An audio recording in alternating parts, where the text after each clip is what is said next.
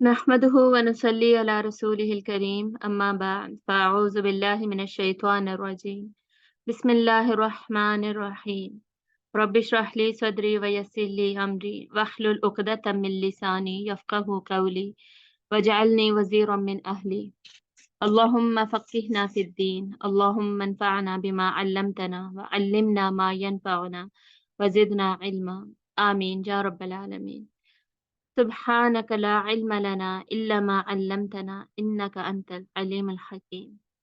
आज इंशाल्लाह हम 61st क्लास करेंगे, जो कि इंशाल्लाह अल्लाह के फजल करम से हमारी लास्ट क्लास होगी। और इसमें हम देखेंगे लास्ट डेज ऑफ प्रॉफिट सल्लल्लाहु अलैहि वसल्लम और डेथ ऑफ प्रॉफिट सल्लल्लाहु अलैहि वसल्लम। मैंने आपको बताया था मेरा उर्दू का कीबोर्ड खराब हुआ हुआ है, तो वो बेचारा अभी तक खराब ही है। तो इंशाल्लाह आज लास्ट क्लास है हमारी। आज हमने पढ़ा था इससे पहली वाली क्लास में, सेकंड लास्ट में, उसमें हमने देखा था आप सल्लल्लाहु अलैहि वसल्लम ने हज्जतुल विदा, द फेयरवेल हज, वो आप सल्लल्लाहु अलैहि वसल्लम ने किया और परफॉर्म किया, मुकम्मल किया। और जिस दिन आप सल्लल्लाहु अलैहि वसल्लम ने तवाफुल वदा किया है,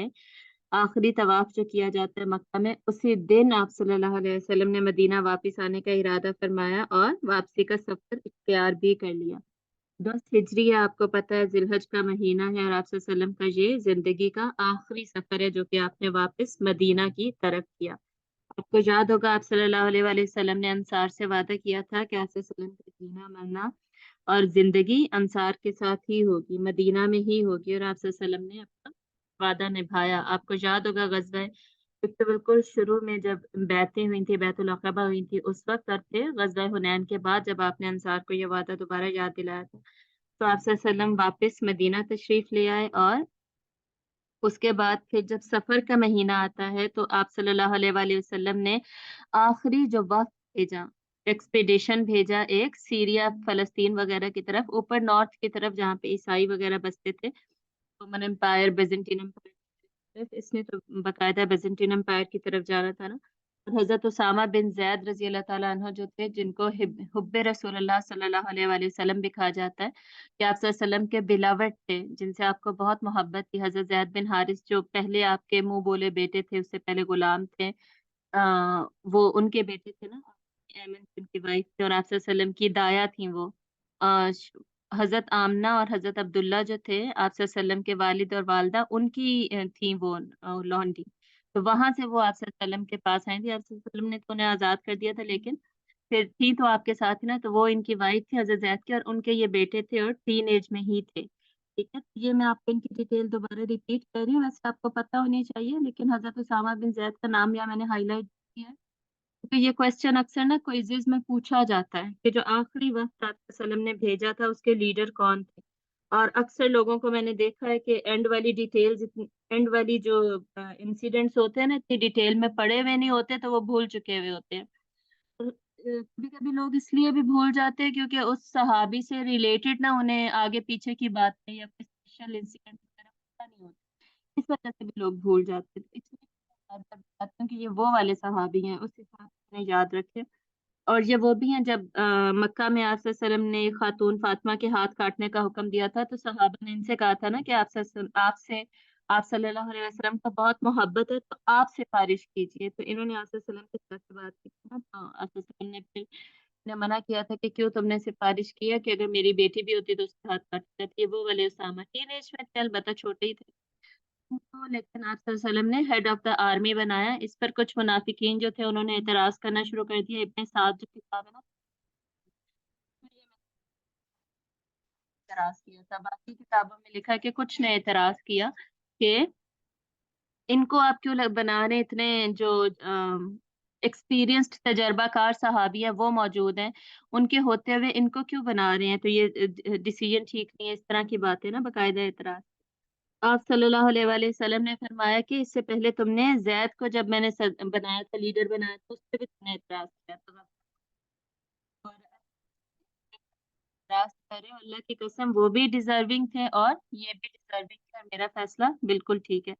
तो ये जो थे, ये हुसामा बिन जैद, ये काफी सहाबा को लेके, जिसमें कि सारे जो मशहूर सहाबी थे वो शामिल थे इनके एक्सपीडिशन में, वक्त में वो आपके इनके साथ गए हैं। और ये लोग मदीना से बाहर ही गए हैं कि खबर फैल गई आप सल्लल्लाहु अलैहि वसल्लम शदीद बीमार हो। बाकी का तो किसी को नहीं पता था होना चाहे, तो इन्होंने फिर यही डिसाइड किया कि ये लोग बाहर ही ठहर जाएंगे, खैमा जनी कर लेते हैं जब तक कि कहीं से ही खबर नहीं आती, वसल्लम सेहतयाब हो जाएं तो फिर हम आगे बढ़ेंगे। तो ये लोग बाहर मदीना के इन्होंने कैंप्स लगा लिए और वहीं पर ठहरे रहे। आगे जाके देखेंगे कि हम लास्ट डे पर फिर ये लोग एंटर होते हैं वापस और मिलने के लिए आते हैं ना। ये वफ्द भेजने का मकसद क्या था? सीरिया फलस्तीन की तरफ क्लियर मैसेज दिया जा रहा है कि हिजाज में, अरब में बुत परस्ती खत्म करने के बाद इस्लाम सिर्फ यहाँ तक ठहर नहीं जाएगा, रुक नहीं जाएगा। इस्लाम एक अल्लाह को मानना ये सिर्फ अरब के लिए नहीं आया, बल्कि ये पूरी दुनिया का दीन यही है, यही तरीका है जिसके ऊपर पूरी दुनिया चलेगी। इसी दीन को माने मुताबिक अपने आप को तरक्की, अदल इंसाफ से सिस्टम को कायम करेगी। तो इसलिए इस्लाम क्या है? ग्लोबल रिलीजन है, तो इस वजह से इसको एक्सपेंड तो होना था ना ग्लोबली, नेशनल लेवल पे एक्सपेंशन हो गई, पूरे हिजाज में फैल गया। अब उसके बाद इंटरनेशनल लेवल पर तो जाना था, तो ये इसकी तैयारी थी। और फ्यूचर में जितनी भी एक्सपीडिशंस होनी थी उसकी तरफ भी इशारा था कि फ्यूचर में जो भी जंगें होंगी वो अब चलती रहेंगी। ऐसा नहीं है कि आप सल्लल्लाहु अलैहि वसल्लम के बाद ये सिलसिला रुक जाएगा। तो अब उलमा लिखते हैं किताबों में कि आप सल्लल्लाहु अलैहि वसल्लम के वफात की तरफ इशारा कई जगह पर मिलता था, कई जगह कुरान मजीद में ऑलरेडी अल्लाह ताला ने बार बार मेंशन किया कि मौत तो आनी ही है। और सिर्फ उतना ही नहीं, आप वसल्लम ने बाद में खुद भी आप वसल्लम को जब पता चल गया था, समझ आ गई, तो मैं बताऊंगी कैसे कैसे कब कब समझ आई, यानी एहसास हो गया, तो आप वसल्लम ने खुद भी इशारे दिए कि आखिर मौत तो सबकी आनी है। कुल्लु नफ्सिन जायकातुल मौत, हर नफ्स ने मौत का जायका। तो सूरह ज़ुमर में जब आयत नाज़िल हुई, इन्नल मय्यत अन्नहुम मय्यतून, कि बेशक आप सल्लल्लाहु अलैहि वसल्लम ने भी वफात पानी है और उन सब ने भी मरना ही है। तो ये क्लियर कट इशारा था कि आप सल्लल्लाहु अलैहि वसल्लम भी काफी हैं, इंसान हैं, और हर इंसान ने मरना ही है। और सूरह आल इमरान की 144 आयत तो आपको याद होगी, हमने ग़ज़वे उहद के मौके पे पढ़ी थी। जब रूमर फैल गया था वसल्लम की वफात का, तो अल्लाह ताला ने आयत नाजिल की, अगर आप सल्लल्लाहु अलैहि वसल्लम वफात पा जाए तो उनको कत्ल कर दिया जाए, नाम से हट जाओगे। इसी तरह सूरतुल अंबिया की आयत नंबर 34 में भी जिक्र आता है। फिर सूरतुल नस्र आपको पता है, जा नस्रुल्लाहि वल फतह, जब आ जाए अल्लाह ताला की तरफ से कामयाबी। वराइतन्नास यदखुलूना फी दीनिल्लाहि अफवाजा, और आप देखें लोगों को फौज दर फौज इस्लाम में दाखिल होते हुए। यानी जब ये तीन साइंस पूरे हो जाएं, ये तीन साइंस क्या हैं? अल्लाह की मदद आ जाए, अल्लाह ने फतह भी नसीब कर दी, और अब वफूद को इस्लाम में एंटर होते हुए देखें। वो हमने आमुल वफूद पढ़ लिया था, जिसमें डिफरेंट डेलीगेशंस जो थे वो इस्लाम आए हैं, और इस बहुत सारों ने इस्लाम कबूल किया। जब आप ग्रुप्स में लोगों को आते हुए देखेंगे तो बिहम्दि रब्बिका वस्तगफिर इन्नहु कान तव्वाबा। तो अब आप अल्लाह की तस्बीह बयान कीजिए, अल्लाह की तारीफ के साथ अल्लाह की तस्बीह बयान कीजिए अपने रब की, और इस्तगफार कीजिए। इन्नहु कान तव्वाबा, बेशक अल्लाह तौबा कबूल करने वाला है। तो इसमें भी इशारा है कि जो मकसद था, मकसद बेसत था, वो मुकम्मल। बल्कि ये जो किताब है मैं आपको पढ़ा रही हूँ, सीरत नबी, अल्लामा शफी नमानी और अल्लामा सुलेमान नदवी की, इसकी पहली जो लाइन है उसकी कितनी खूबसूरत लिखा है। रूहे कुदसी को आलिम जिस्मानी में किसी वक्त कहने की जरूरत थी कि इन्हें शरीयत का वजूद कीमत शान दर्जा कमाल तक बन जाए। मतलब कि शरीयत तब्दील भी हो जाए और इंसानों की तस्कीया भी हो जाए, मकसद यही था। हजरत दीदार की जो फर्ज अहम अदा हो, तौहीद कौम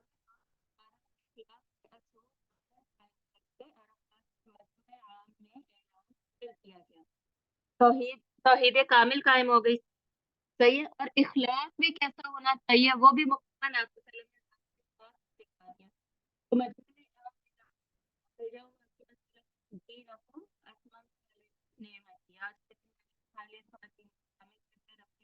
पूरी कर दी, यानी अल्लाह ताला ने। फिर ये आयत भी नाजिल हो गई, तकमील हो गई। ये भी क्लियर कट इस बात की तरफ इशारा था कि आप सल्लल्लाहु अलैहि वसल्लम का जो मकसद है वो इस दुनिया में मुकम्मल हो, और इस इसमें ये भी लिखा है कि सूरह फतह थी ना, इन्ना फतहना लका फतह मुबीना, उसका नज़ूल पर भी जो खास खास सहाबा थे वो आप सल्लम ये बात समझ गए थे कि आप सल्लम के कुर्बे वफात की इत्तला इसमें दी गई है। तो सूरह नसर जो थी इसमें भी जब आप सल्लम को तस्बीह और इस्तगफार का हुक्म दिया गया, इससे भी बात का ये वाकया है कि हजरत उमर रजी अल्लाह ताला अन्हु ने एक मर्तबा सहाबा को जमा किया और उनसे पूछा कि आपको इस सूरत से क्या समझ आती है, तो हर एक ने अपना अपना बताया। तो फिर आपने हजरत अब्दुल्ला बिन अब्बास जो उस वक्त खुद टीनेजर थे, हजरत अब्बास 13 14 15 ईयर्स के इस तरह थे, तो उनसे पूछा कि आपको इससे क्या समझ आती, तो उन्होंने बताया कि इसमें बताया गया है कि आप सल्लम का वक्त अब करीब आ चुका है, क्योंकि अल्लाह ताला ने अपने वादे पूरे कर लिए और आपने ये निशानियां देखनी, अब आप अल्लाह से मिलने की तैयारी कीजिए, तस्बीह इस्तगफार हम कीजिए। तो उनको ये समझ आ चुकी थी। बहुत सारे सहाबा, अल्लाह ताला ने हर एक को अलग हिकमत और अलग इल्म और अलग सोच दी है ना, दानाई दी है, उस हिसाब से हर एक की समझ डिफरेंट होती थी, तो बता गई। तो ये उन्होंने ये इसका मतलब हजरत अब्दुल्ला बिन अब्बास, जिन्हें मुफस्सिरुल उम्मा भी कहा जाता है, हिब्रुल उम्मा जिन्हें कहा जाता है, जो तफसीर मैक्सिमम हमारे पास उनकी तरफ से आती है ना, आप ने उनके लिए दुआ की थी, याद होगा आप लोगों को। तो ये अलबत्ता बात का वाक़या है। इसके बाद हजरत मुआज बिन जबल रजी अल्लाह ताला अन्हु जो थे, वो उनका वाक़या मैंने आपको पहले भी सुनाया हुआ है। जब यमन की तरफ वो जाने लगे, आप सल्लल्लाहु अलैहि वसल्लम ने खुद उन्हें भेजा यमन की तरफ काजी बनाकर, और एक तरीके से आलिम के तौर पे ना, कि आप वहां पर जाकर सिखाएं और फतवा बताएं और इस तरह की चीजें। तो आप सल्लम उनके साथ पैदल चलकर गए, वो खुद कैमल पर, ऊंट पर सवार थे, और आप सल्लम ने उन्होंने आप सल्लम से फरमाया भी कि आप ऊंट पर बैठे। आप सल्लम ने फरमाया कि नहीं, मैं साथ साथ चलूंगा, और आप सल्लम ने वहां पे फरमाया ना कि मुआज, मुझे तुमसे बहुत मोहब्बत है। और फिर आप सल्लल्लाहु अलैहि वसल्लम ने मुआज से फरमाया कि हो सकता है कि अब तुम वापस आओ तो मुझे तुम यहाँ पर ना पाओ। तो इस पर हजरत मुआज बिन जबल रोने लगे। इसके बाद जो फेयरवेल हज हुआ था, फिर इसमें देखे था ही वदा, हज्जतुल वदा, ये मैंने लास्ट क्लास में भी एक्सप्लेन कर दिया था ही। हाँ, आखिरी हज था, अलविदा ही कहना था सारे लोगों को। सल्लल्लाहु अलैहि वसल्लम ने दीदार से मुशर्रफ करवाया और सबको फेयरवेल भी कहा। खूबसूरत लाइनें लिखी हुई हैं, ये नीचे वाले जितने भी वाकयात हैं ना, उन सबसे ही मुताल्लिक। और उसके बाद आप सल्लल्लाहु अलैहि वसल्लम उहद के शोहदा को मिलने के लिए गए हैं, उनके कब्रिस्तान में, जहाँ पर उनकी उहद जहाँ पे हुई थी वहीं पे उन शोहदा को दफनाया गया था ना, वहां पर। तो वहां पर गए हैं और उनको आतिफ करके भी आप सल्लल्लाहु अलैहि वसल्लम ने बात की, और उनको भी अलविदा कहा है। और आप सल्लल्लाहु अलैहि वसल्लम ने उनको फरमाया कि मैं तुमसे पहले हौज पर जा रहा हूँ, और की वसअत इतनी है जितनी एला से जहफा तक, यानी बहुत बड़ी वसअत है, ये काफी लंबा एरिया है ना जिसके बारे में ये बताया गया। और मुझको तमाम दुनिया के खजानों की कुंजी दे दी गई है। तो ये आप सल्लल्लाहु अलैहि वसल्लम ने वहां पे भी फरमाया, और उनके लिए दुआ की, शोहदाए उहद के लिए बहुत लंबी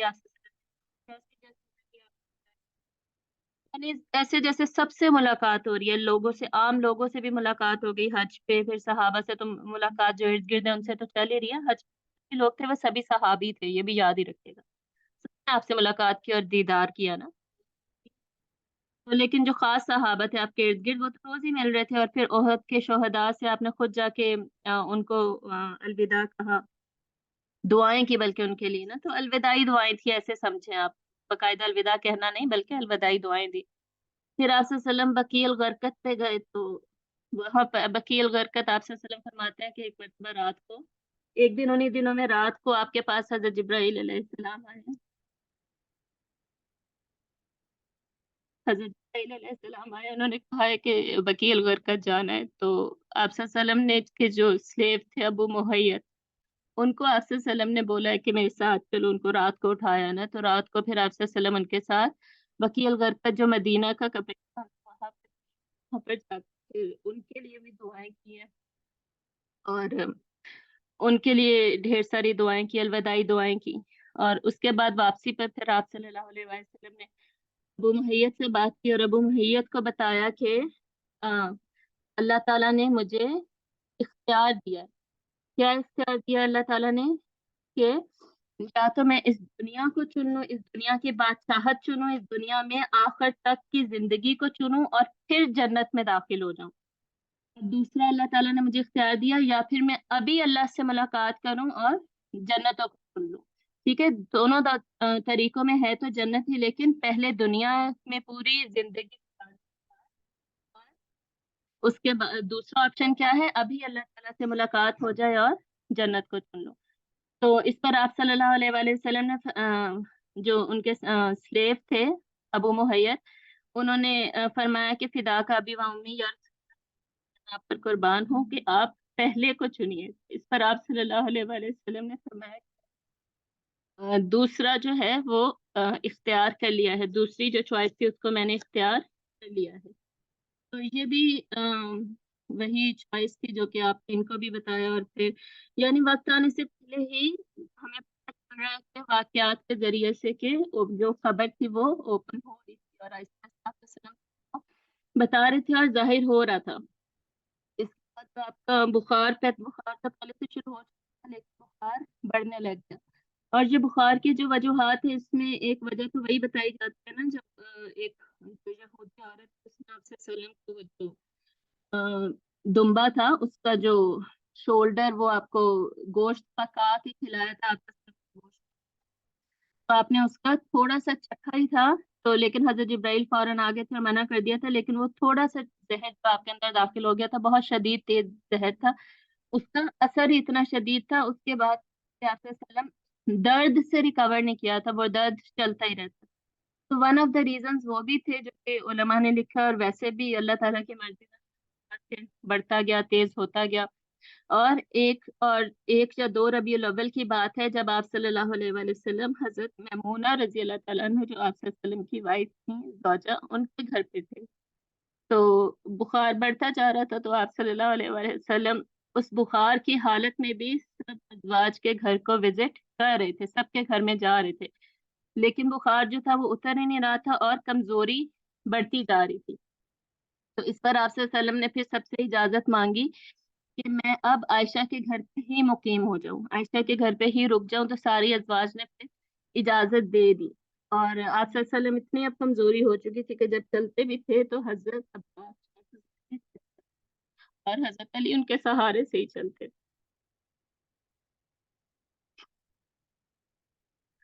اور یہ جو اب آخری 10 12 دن رہ گئے 12 ربیع الاول کو، ایک سیکنڈ رکیے۔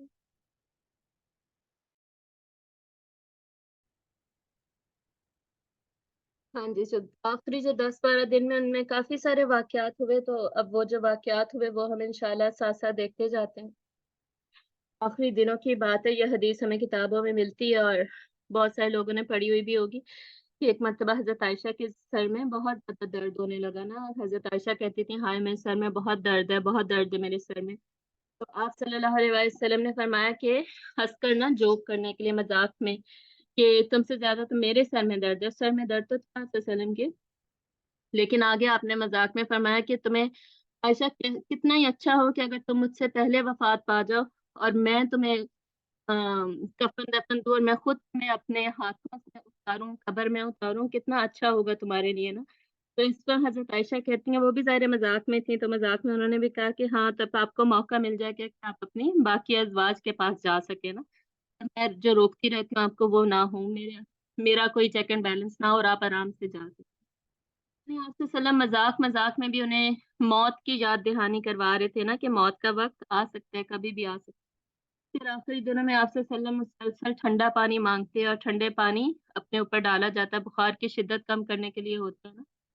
کہ ٹھنڈا پانی اپنے اوپر ڈالیں۔ اور آپ صلی اللہ علیہ وسلم نے پھر کپڑا لے کے اپنے سر کو بھی باندھا ہوا تھا، کہ سر میں درد بہت زیادہ شدید تھا، لیکن مسجد اور حضرت عائشہ کا گھر جڑا ہوا تھا نا، ساتھ کے کھڑکی دروازہ اندر کوئی کھلتا تھا، دروازہ باقاعدہ مسجد میں ہی کھلتا تھا، جیسے ہمارے کمرے ہوتے ہیں نا اٹیچ، اس طرح اٹیچ نہیں، آپ کو پتہ ہی ہوگا۔ تو آپ صلی اللہ علیہ وسلم مسجد میں نماز پڑھنے کے لیے صرف جاتے تھے، اور کمزوری کے باعث، اور حضرت علی اور عباس کے ساتھ، سہارے کے ساتھ، اور پھر واپس آ جاتے۔ اور پھر اتنی طبیعت خراب ہو چکی کہ صرف مسجد میں نماز پڑھ کے واپس آ جاتے تھے، کسی سے بات نہیں کرتے تھے، وہ پھیلتی چلی گئی، پتا تو پہلے بھی تھا لوگوں کو، لیکن سنس طبیعت ٹھیک نہیں ہو رہی تھی، اس وجہ سے خبر زیادہ پھیل گئی اور لوگ جو تھے انہوں نے مسجد میں ہی آ کر ڈیرے لگا لیے، مسجد میں ہی جو دور دور رہتے تھے نا انہوں نے سونا بیٹھنا اٹھنا سب کچھ مسجد میں ہی شروع کر دیا کہ آپ صلی اللہ علیہ وسلم کی جب طبیعت ٹھیک ہوگی تو ہم جائیں گے۔ یہ ہوتا ہے نا کہ جب کسی اپنے کی طبیعت خراب ہوتی ہے تو ہم لوگ بھی اس کے ساتھ جڑ کے بیٹھ جاتے ہیں، جیسے بچوں کی طبیعت خراب ہوتی ہے تو مائیں ساتھ بیٹھ جاتی ہیں، لائف آتی ہے ورنہ لائف روٹین پہ نہیں آتی۔ اور اسی طرح انہی دنوں میں سے ایک دن کی بات ہے کہ آپ صلی اللہ علیہ وآلہ وسلم نے فرمایا کہ یہود و نصارہ پہ لعنت ہو کہ انہوں نے اپنے نبیوں کی جو قبریں تھیں ان کو انہوں نے بنا لیا، انہوں نے ان کو مسجدیں اور عبادت گاہ بنا لیا۔ تو یہ آپ صلی اللہ علیہ وسلم نے اس کا اظہار کیا، اور اس کے بعد آپ صلی اللہ علیہ وآلہ وسلم نے ایک مرتبہ مسجد میں جا کر تو فرمایا کہ اگر کسی کا مجھ پر کسی قسم کا کوئی قرض ہے یا میں نے کبھی کسی کو مارا ہے تو وہ مجھ سے بدلہ لے لے، بجائے یہ کہ وہ آخرت میں مجھ سے بدلہ لے، وہ ابھی مجھ سے بدلہ لے لے۔ اور آپ صلی اللہ علیہ وآلہ وسلم نے یہ بات اتنی زیادہ دفعہ کہی کہ ایک دو صحابہ پھر اٹھ کر آئے، اور وہ چھوٹے چھوٹے سے اماؤنٹ تھے درہم کے، جو کہ اور وہ صحابہ نے بولا کہ اگر ہمیں ڈر لگ رہا تھا کہ اگر ہم نہ اٹھ کر گئے تو ہم خود گناہ گار ہوں گے، تو اس پر انہوں نے یاد دلایا، تو وہ جو چھوٹی چھوٹی چیزیں تھیں وہ آپ صلی اللہ علیہ وآلہ وسلم نے پے آف کی، ختم کیا۔ اور اس کے بعد پھر آپ صلی اللہ علیہ وآلہ وسلم نے بھرے مجمع میں فرمایا کہ ایک اللہ تعالیٰ کے ایک عبد کو ایک اختیار دیا گیا ہے، وہی بات جو آپ نے پہلے ابو محیط کو کہی تھی، لیکن وہاں پر تو آپ نے یہ فرمایا تھا نا کہ مجھے اختیار دیا گیا، یہاں پر آپ سے نے جنرل بات کی، اللہ کے عبد کو، اللہ کے عباد میں سے ایک عبد کو اختیار دیا گیا ہے کہ وہ ان دو آپشنز میں سے، دو چوائسیز میں سے، اختیارات میں سے ایک کو اختیار کر لے، ایک کو چن لے۔ وہ کیا ہے؟ یا تو ساری زندگی گزارے قیامت تک زندہ رہے اور پھر جنت میں چلا جائے، یا پھر ابھی اللہ سے ملاقات کرے اور جنت۔ پھر اس عبد نے دوسرے آپشن کو چن لیا، اللہ سے فوراً ملاقات کو چن لیا۔ اس کے جو باقی صحابہ تھے وہ تو بہت خوش ہوئے کہ کتنا اچھا عبد ہے اور کتنا خوش قسمت ہے کہ اس کو آپشن ملا، تو اس نے اللہ کو چن لیا۔ انہیں بات سمجھ نہیں آئی نا، لیکن حضرت ابو بکر صدیق رضی اللہ تعالیٰ عنہ سمجھ گئے، اور وہ پھر رونے لگے وہیں پہ مسجد میں۔ اور آپ صلی اللہ علیہ وآلہ وسلم کو بھی پتا تھا کہ وہ سمجھ گئے، تو آپ صلی اللہ علیہ وآلہ وسلم نے ان کو فرمایا کہ اے ابو بکر تم رو مت، کہ اللہ کے بعد سب سے زیادہ بھروسہ مجھے تم پہ، اور میری مدد جس نے سب سے زیادہ کی اور میرے ساتھ صحبت کا حق جس نے ادا کیا وہ تم ہو۔ اور اللہ نے مجھے خلیل لے رکھا ہے، اگر اللہ نے مجھے خلیل نہ لیا ہوا ہوتا تو یقیناً میں تمہیں خلیل بناتا، لیکن میرے اور تمہارے درمیان جو اسلام کا اخوت کا رشتہ ہے، اسلام کا بھائی چارہ ہے، وہی کافی ہے۔ اس کے بعد پھر آپ صلی اللہ علیہ وآلہ وسلم نے مسجد کی طرف آنے والے سارے دروازوں کو بند کرنے کا حکم دیا، اور فرمایا صرف ابو بکر کا دروازہ ہے نا وہ کھلا رہے گا۔ اچھا، پہلے گھر تھے نا تو بیچ میں پھر مسجد بنی، تو پرانے زمانے میں آپ کو پتہ ہی ہے، ابھی گاؤں وغیرہ میں بھی جیسے جڑے ہوئے ہوتے ہیں نا، چھتیں جڑی ہوئی ہوتی ہیں، چھت سے ٹاپ ٹاپ کے جمپس لگا کے لوگ جا رہے ہوتے ہیں نا ادھر ادھر، اس طرح جڑے جڑے گھر ہوتے تھے کچھ نہ، جو ارد گرد کے گھر تھے ان سب کے دروازے مسجد سے کھلتے تھے۔ اب ایسا سسٹم ہوتا تو یہ ہمارے لیے کسی عجیب بات تھی، لیکن پہلے ایسا ہی سسٹم ہوتا تھا۔ حضرت ابو بکر کا ایک گھر باہر بھی تھا، مدینہ میں تھوڑا سا دور کر کے بھی تھا، اور ایک مسجد ہی بالکل ساتھ جڑا ہوا بھی تھا۔ تو وہ آپ سے نے فرمایا کہ وہ دروازہ کھلا رہے گا، اور یقیناً آپ وسلم کا جو دروازہ تھا وہ سارے دروازے مسجد کی طرف بند کر دیا گیا۔ اور اس کے بعد پھر آپ صلی اللہ علیہ وآلہ وسلم، یہ جمعرات یا جمعے کی بات ہے، تھرسڈے اور فرائیڈے کی بات ہے، کہ آپ صلی اللہ علیہ وسلم نے آخری نماز جو جس کی امامت کی ہے وہ تھی نماز مغرب، اور آپ صلی اللہ علیہ وسلم نے اس میں جو بلند آواز میں جو سورت پڑھائی ہے وہ سورت المرسلات کی، اور یہ آخری سورت تھی جو کہ آپ صلی اللہ علیہ وآلہ وسلم نے صحابہ کو بلند آواز میں نماز میں پڑھائی۔ نماز آخری تھی نا، امامت آخری کی، اور پھر کمزوری اتنی ہو چکی تھی، بخار اتنا بڑھ چکا تھا، پھر آپ صلی اللہ علیہ وسلم اندر چلے گئے، اور پھر عشاء کا جب وقت ہوا ہے اور آپ صلی اللہ علیہ وسلم نے اٹھنے کی کوشش کی ہے بستر سے، لیکن بے ہوش ہو گئے، پسینہ اور بخار پسینہ، آپ کو بھی پتہ ہے بخار میں کیا حالت ہوتی ہے۔ ابھی تو ہم پیناڈول لے لیتے ہیں نا تو ہمیں کوئی اتنا فیل نہیں ہوتا، لیکن اگر ہم نہ پیناڈول لیں اور صحیح بخار سر پہ چڑھا ہوا ہو اور پروفٹس کی تو مشکلیں زیادہ ہوتی ہیں نا، ان کے انعامات بھی عام انسان سے زیادہ ہوتے ہیں، ان کی آزمائش بھی عام انسان سے بڑی اور زیادہ ہوتی ہے۔ کتابوں میں لکھا ہے کہ آپ کا جو بخار تھا وہ 10 لوگوں کے بخار کے برابر، تو آپ اٹھتے اور پھر بے ہوش ہو جاتے، اٹھتے اور پھر بے ہوش ہو جاتے، کوشش کرتے کہ اٹھیں اور جائیں امامت کے لیے، لیکن پھر بے ہوش ہو جاتے، اور اسی طرح مسلسل 3 سے 7 مرتبہ اسی طرح ہوا کہ آپ صلی اللہ علیہ وآلہ وسلم نے حضرت عائشہ سے فرمایا کہ عائشہ ابو بکر کو بولو کہ وہ نماز کی امامت کریں۔ تو اس پر حضرت عائشہ نے فرمایا کہ یا رسول اللہ صلی اللہ علیہ وسلم، ابو بکر جو ہے وہ رقیق القلب ہے، وہ آپ کی جگہ پر کھڑے نہیں ہو سکیں گے، مطلب یہ تھا کہ وہ آپ کی جگہ پر کھڑے نہیں ہو سکیں گے، کھڑے ہوں گے تو رونے لگ جائیں گے، پریشان ہو جائیں گے، تو ان کے بجائے آپ کسی اور کا کہہ دیں۔ اور پھر حضرت عائشہ نے خود ہی حضرت حفصہ کو بولا رضی اللہ تعالیٰ عنہ کہ آپ عمر سے کیوں نہیں کہتی، حضرت عمر سے کیوں نہیں کہتی رضی اللہ تعالیٰ عنہ کہ وہ کھڑے ہو جائیں، وہ امامت کرنے آپ وسلم اگر نہیں جا سکتے تو۔ اس پر آپ صلی اللہ علیہ وآلہ وسلم کو بخار بھی تھا، اور بخار میں آپ کو پتہ ہے تھوڑا انسان آ، نازک مزاج ہوا ہوتا ہے، ڈائریکٹ بات کرنا چاہتا ہے اور ایک ہی بات کہنا چاہتا ہے۔ تو آپ وسلم نے فرمایا کہ تم لوگ اس وقت میرے پاس ایسے بہیو کر رہی ہو جیسے کہ یوسف کے ارد گرد مصر کی خواتین بہیو کر رہی، ایسا مت کرو، اور ابو بکر کو ہی بلاؤ، کہ ابو بکر کے علاوہ اللہ اور اس کے رسول کسی کو نہیں چاہیں گے کہ وہ امامت کرے، ابو بکر ہی امامت کریں گے۔ تو ابو بکر نے ان کو ڈھونڈا گیا، لایا گیا، اور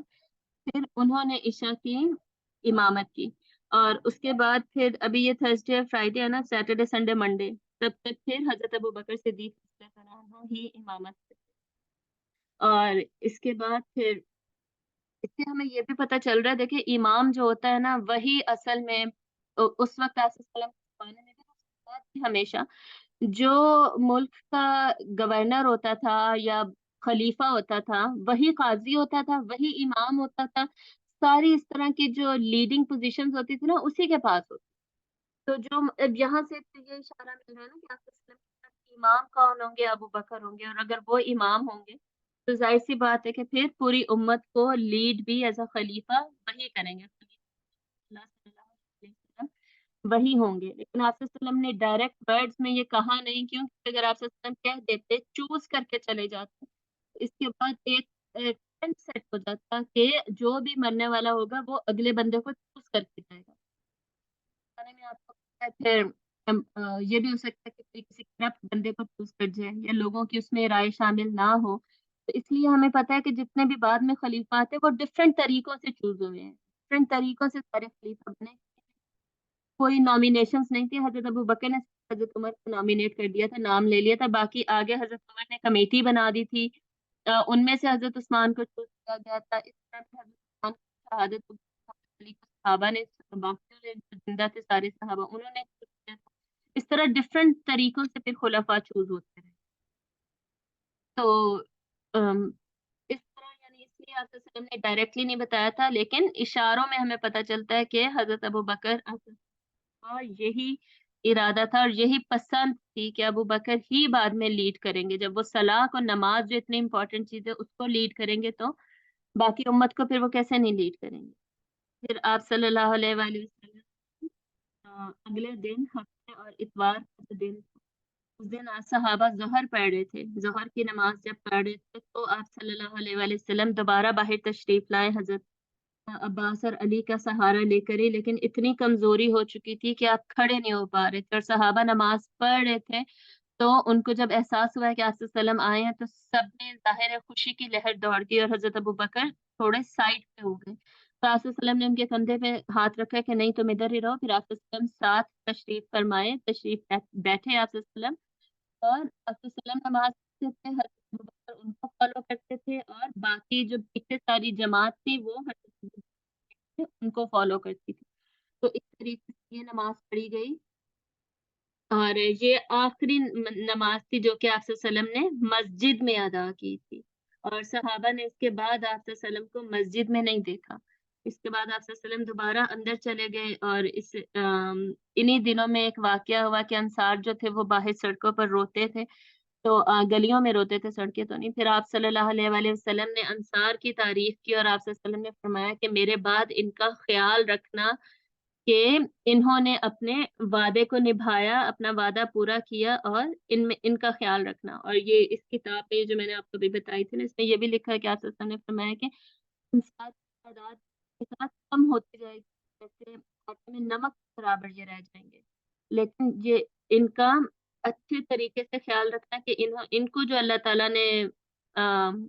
فرائض دیے تھے، ان کا جو وعدہ تھا وہ انہوں نے اچھے طریقے سے نبھایا. اس سے یہ بھی ہمیں پتہ چل رہا ہے کہ ان کا خیال رکھنے والا کوئی اور ہوگا، یعنی گورنر کوئی اور ہوگا، ان کے اوپر لیڈنگ رول ادا کرنے والا کوئی کیئر ٹیکر کوئی اور ہوگا. وہ ظاہر سی بات ہے قریشی ہوں گے، مہاجرین ہوں گے. تو یہ انصار کی آپ صلی اللہ علیہ وسلم نے آخر میں پھر تعریف کی. اور اس کے بعد آپ صلی اللہ علیہ وآلہ وسلم